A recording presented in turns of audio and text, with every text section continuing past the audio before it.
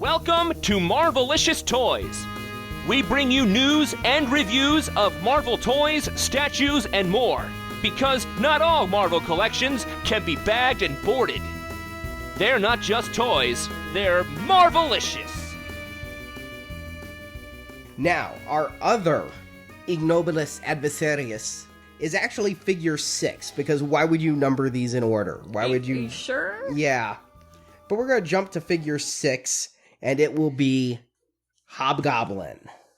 Now, this is a sculpt we've seen before, isn't it? I seem to remember these scales on his arms and legs. Yeah, we saw him with the Raft set from San Diego Comic-Con with Dread Knight.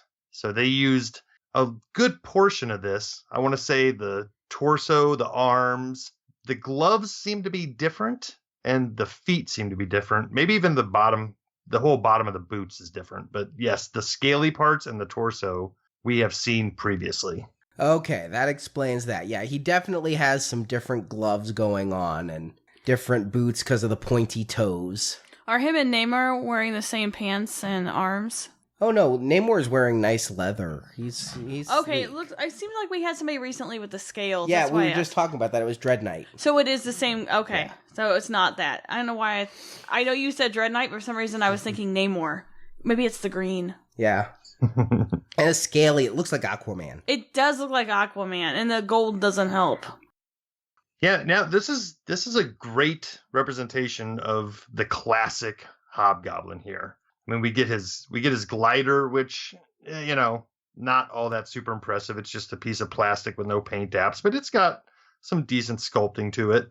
You could give it a wash, it would go a long way, and I'd rather have it than not, even if it is a little rubbery. But I always am happy the goblins have these curled up toes, because it means they actually can stay on the glider toys. Exactly. And the glider actually stays flat, which I was surprised. It looked like it was going to be wobbly, but I was able to balance it. Nice. And he has the pumpkin bomb, and I like that it's a translucent pumpkin bomb he can hold there. Or if you use maybe a little silly tack, he can have him in like a throwing position. Yeah, I'm trying to get him to hold it, and he can cradle it, but he's not grasping it. Right, he can just kind of like he's Indiana Jones weighing the sand sack before he switches the idol. Telling him to cough.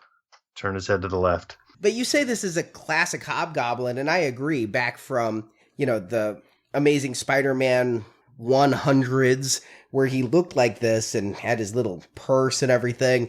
But you can go with a more modern look, too, when he was all gnarled out with the devil tongue and the demon face. Yeah, which is, I'm glad they included this here, but it doesn't feel overly necessary because it wasn't too much more than a year and a half ago that we got a Build-A-Figure Hobgoblin with this caricature. That is true. It's a different head sculpt. It's not the same head sculpt or anything like that, but it's the same version of that character. So it seems a little odd to pop this in here, but hey, I'm not complaining. It's done well, and it gives you another option for display.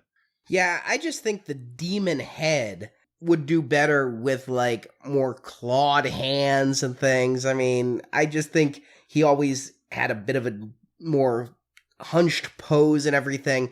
To me, this looks like the classic Hobgoblin here, and so it works in that way with the regular head better. Definitely.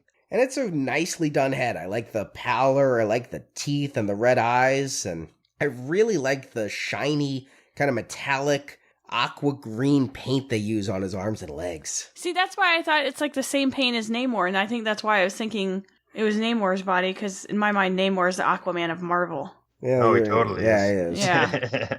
No, you're right. I looked forward to this figure for a long time. Ever since I saw this wave coming down, I was like, ooh, that Hobgoblin looks pretty great. And now that I have him in hand, I am not disappointed. The sculpting is all there. The articulation is there. This is a nice update to a figure that hasn't been available in the line for quite a while. And the cape, too. We haven't talked about the cape. This cape is a nice... I don't know if it's a totally new cape or if they started with another one and then resculpted it and tore some pieces out or what, but it's very nicely done with a wash that kind of goes over it and gives it a pumpkin spicy feel. It's very fall. Yeah, you're right. It is very pumpkin spicy. Now, last week, I had reviewed the Marvel Legends Doctor Strange wave on Facebook, And, you know, going through those, there were some parts that I didn't necessarily recognize. And when I got to Brother Voodoo, he had a new cape that he didn't come with previously from the San Diego Comic-Con one. And somebody pointed out that it might be Hobgoblin's cape. And now that I have him in my hand, that guy is right. This is the same cape that Brother Voodoo comes with in the new Doctor Strange wave. And he comes with Venom's head, or Space Venom's head, which looks a lot like a Destroyer head painted black. With an extended chin.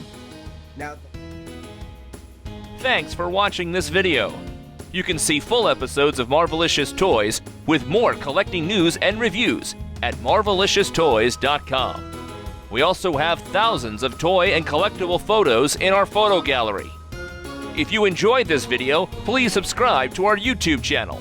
Until next time, make mine Marvelicious.